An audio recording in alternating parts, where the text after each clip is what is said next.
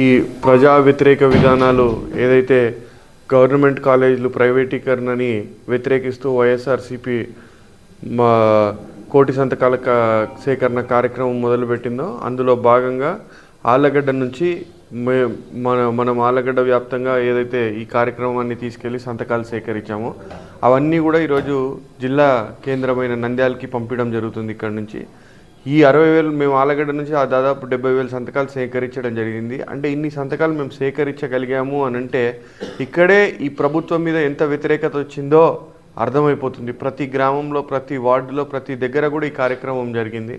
ఇంత పెద్ద ఎత్తున వీళ్ళు ఈ 1.5 సంవత్సరంలో ప్రజా వ్యతిరేకత ఇంత వచ్చిందంటే ఒకసారి ఆలోచన చేయాలా.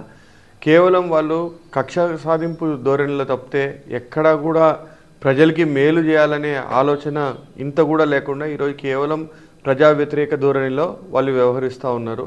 ఈ ప్రైవేటీకరణే కాదు, ప్రతి ఒక్క విషయంలో కేవలం కక్షపూరిత వ్యవహారంలోనే వాళ్ళు వ్యవహరిస్తున్నారు.